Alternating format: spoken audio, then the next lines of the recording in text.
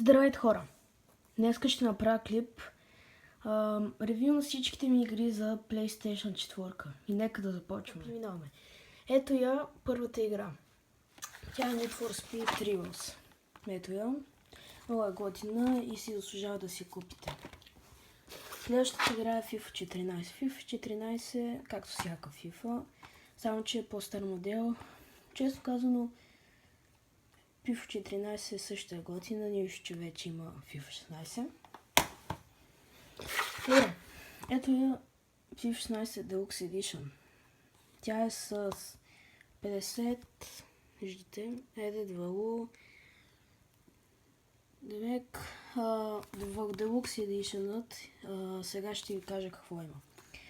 Има, всяка седмица ви дава по 2 премиум голд пака и така до еди си колко седмици. Аз примерно пакнах един Team of the Season и си заслужава да си я купите Deluxe Edition. И също само да ви кажа, сега е на намаление на 69 лева. Следващата игра е Call of Duty Advanced Warfare. Тази игра е много готина, само че ако искате да играете, трябва, примерно, аз си закупих играта, но има някои мисии, които не можете да върнете назад. Какво имам предвид? Не можете, примерно, ако сте започнали игра и сте започнали една мисия, това не може да ви върне в средата на мисията, трябва да я почнете от начало. И играта на мен ми е бъгнато едно ниво и не мога да го изиграя. Следващата игра е GTI 5. GTI 5, всеки знае коя е тази игра. Заслужава си я купите, хора. Просто си заслужава. Често казано, на мене, от които всичките игри бих предпочел, бих избрал GTI 5.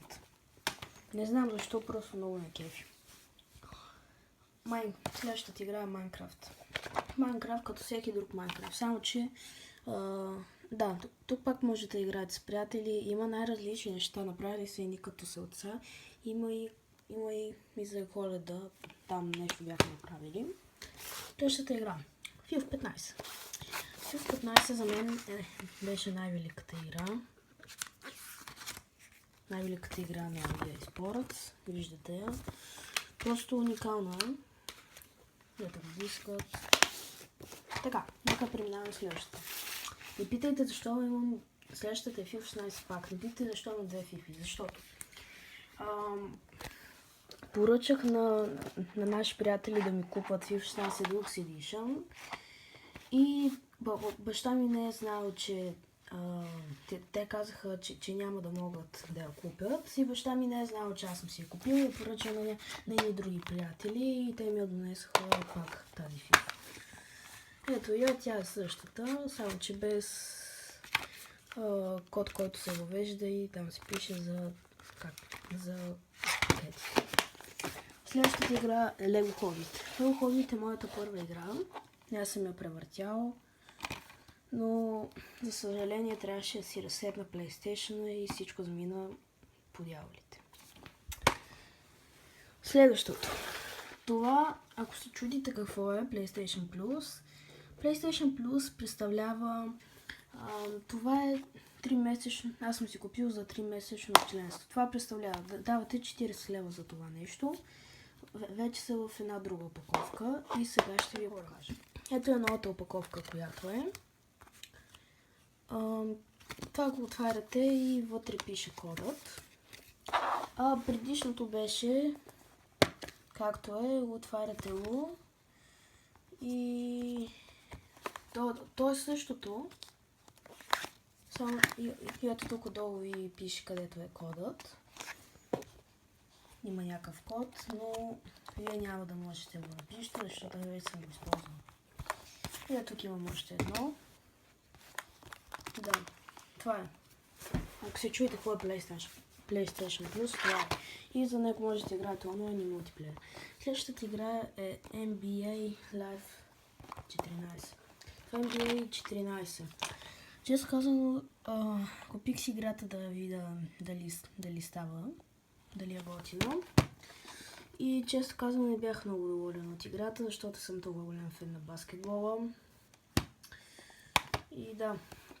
И последната игра, хора, която е, тя е Far Cry 4.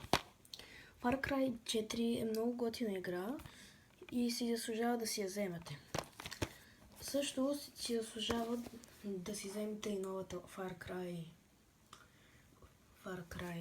Забравих името, хора, ама да, Far Cry Primo. Far Cry Primo и тя е много готина. Но тук виждате има мултиплеер и вижте това. Invite 10 friends to play Far Cry. И е много готино, защото можете да си доведете 10 приятели да играете каквото искате. Да. Хора, това са игрите, това са всичките игри за PlayStation. Ако ви е харесал клипът, дайте лайк и се абонирайте и напишете някакъвто коментар искате. Това бях аз, се видим следващия път. Чао!